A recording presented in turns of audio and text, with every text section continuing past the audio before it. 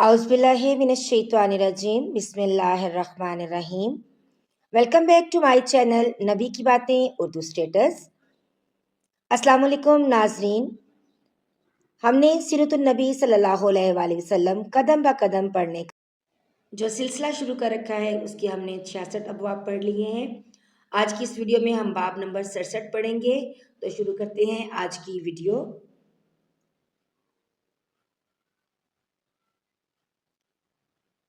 जिसका उन्वान है साजिश नाकाम हो गई।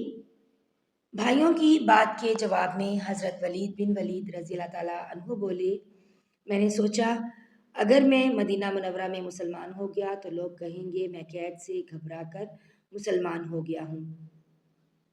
अब उन्होंने मदीना मुनव्वरा हिजरत का इरादा किया तो उनके भाइयों ने उनको कैद कर दिया। हज़ूर अकरम सल्लल्लाहु अलैहि वसल्लम को ये बात मालूम हुई तो उनके लिए क़ुनूत नाज़िला में रिहाई की दुआ फरमाने लगे। आखिर एक दिन वलीद बिन वलीद रज़ी अल्लाह ताला अन्हो मक्का से बाहर निकल भागने में कामयाब हो गए और आप सल्लल्लाहु अलैहि वसल्लम के पास मदीना मुनव्वरा पहुंच गए। ऐसे ही एक कैदी हज़रत वहब बिन उमैर रज़ी अल्लाह ताला अन्हो जो बाद में इस्लाम लाए ने भी ग़ज़वा बदर में मुसलमानों से जंग की थी और काफरों की शिकस्त के बाद कैदी बना लिए गए। वहब बिन उमैर रज़ी अल्लाह ताला अन्हो के वालिद का नाम उमैर था। उनके एक दोस्त थे सफ़वान रज़ी अल्लाह ताला अन्हो। उन दोनों दोस्तों का ताल्लुक मक्का के कुरैश कबीले से था। दोनों इस वक्त तक इस्लाम नहीं लाए थे और मुसलमानों के बदतरीन दुश्मन थे। एक रोज़ ये दोनों हिजरे अस्वद के पास बैठे थे। दोनों बदर में कुरैश की शिकस्त के बारे में बातें करने लगे। कत्ल होने वाले बड़े बड़े सरदारों का जिक्र करने लगे तो सफ़वान रज़ी अल्लाह ताला अन्हो ने कहा, अल्लाह की कसम इन सरदारों के कत्ल हो जाने के बाद जिंदगी का मज़ा ही ख़त्म हो गया है।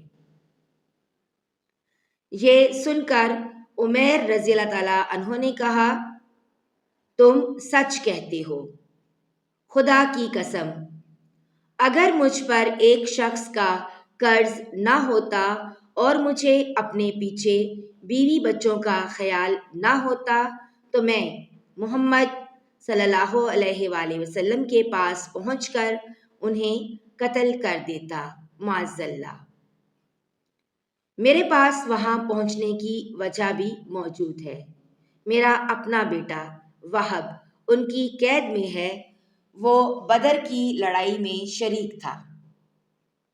ये सुनना था कि सफ़वान रज़ी अल्लाह ताला अन्हो ने वादा करते हुए कहा, तुम्हारा कर्ज मेरे ज़िम्मे है, वो मैं अदा कर दूंगा और तुम्हारे बीवी बच्चों की जिम्मेदारी भी मेरे ज़िम्मे।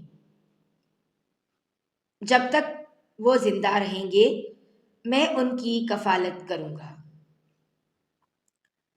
हज़रत उमैर रज़ी अल्लाह ताला अन्हो ने ये सुनकर हजूर सल्लल्लाहु अलैहि वसल्लम के कत्ल का नाउज़ुबिल्लाह पुख्ता इरादा कर लिया और कहा, बस तो फिर ठीक है, ये मामला मेरे और तुम्हारे दरमियान राज रहेगा।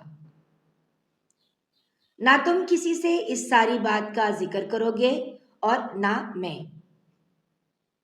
सफ़वान रज़ी अल्लाह ताला अन्हो ने वादा कर लिया तो उमैर रज़ी अल्लाह ताला अन्हो ने घर जाकर अपनी तलवार निकाली, उसकी धार को तेज किया और फिर उसको जहर में भुजाया।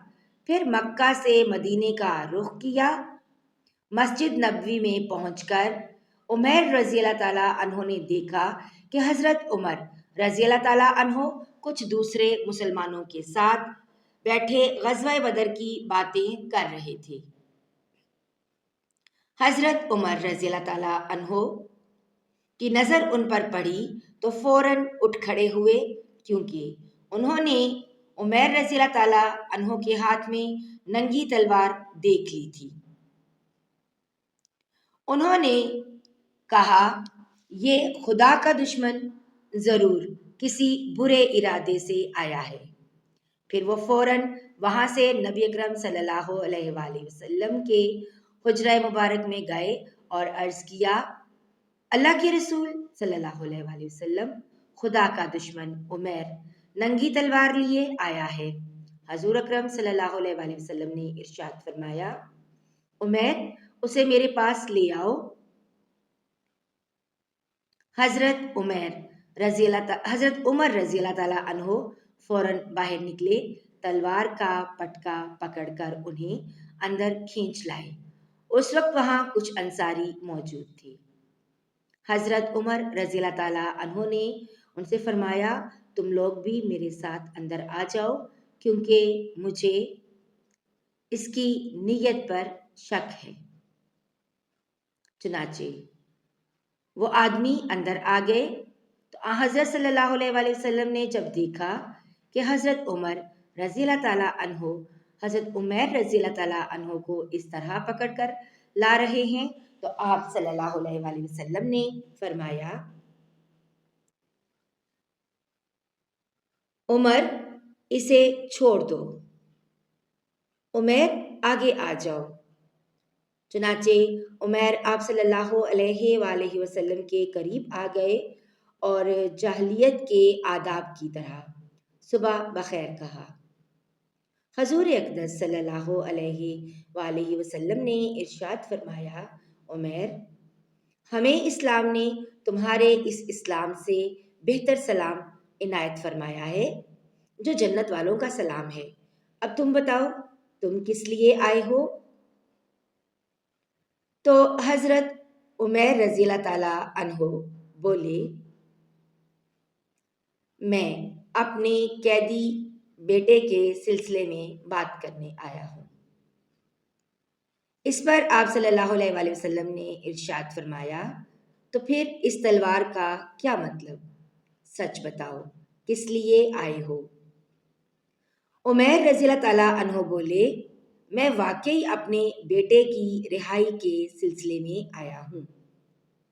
چونکہ حضرت عمیر رضی اللہ تعالیٰ عنہ کے ارادے سے متعلق اللہ تعالیٰ نے حضور صلی اللہ علیہ وآلہ وسلم کو بذریعہ وحی پہلے سے ہی بتا دیا تھا، اس لیے آپ صلی اللہ علیہ وآلہ وسلم نے ارشاد فرمایا، نہیں عمیر، یہ بات نہیں، بلکہ بات یہ ہے کہ کچھ دن پہلے تم اور صفوان حجر اسود کے پاس بیٹھے تھے اور تم دونوں اپنے مقتولوں کے بارے میں باتیں کر رہے تھے، ان مقتولوں کی جو بدر کی لڑائی میں مارے گئے اور جنہیں ایک گڑھے میں ڈال دیا گیا تھا۔ اس وقت تم نے صفوان سے کہا تھا کہ اگر تمہیں کسی کا قرض نہ ادا کرنا ہوتا اور پیچھے تمہیں اپنے بیوی بچوں کی فکر نہ ہوتی تو میں جا کر محمد صلی اللہ علیہ وآلہ وسلم کو قتل کر دیتا۔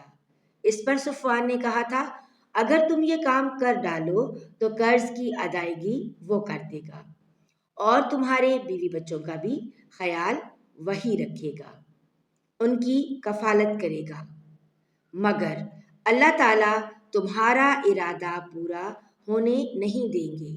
عمیر رضی اللہ تعالیٰ عنہ یہ سن کر ہکا بکا رہ گئے، کیونکہ اس گفتگو کے بارے میں صرف انہیں پتا تھا یا صفوان رضی اللہ تعالیٰ عنہ کو۔ چنانچہ اب عمیر رضی اللہ تعالیٰ عنہ فوراً بول اٹھے، میں گواہی دیتا ہوں کہ آپ اللہ کے رسول ہیں، اور اے اللہ کے رسول صلی اللہ علیہ وآلہ وسلم، آپ پر جو آسمان سے خبریں آیا کرتی ہیں اور جو وحی نازل ہوتی ہے ہم اس کو جھٹلایا کرتے تھے۔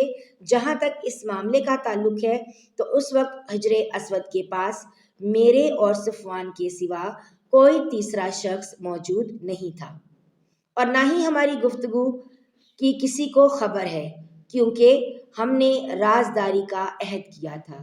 اس لیے اللہ کی قسم، آپ کو اللہ تعالیٰ کے سوا اور کوئی اس بات کی خبر نہیں دے سکتا۔ پس حمد و ثنا ہے اس ذات باری تعالیٰ کے لیے جس نے اسلام کی طرف میری رہنمائی کی اور ہدایت فرمائی اور مجھے اس راستے پر چلنے کی توفیق عطا فرمائی۔ اس کے بعد عمیر رضی اللہ تعالیٰ عنہ نے کلمہ پڑھا اور مسلمان ہو گئے۔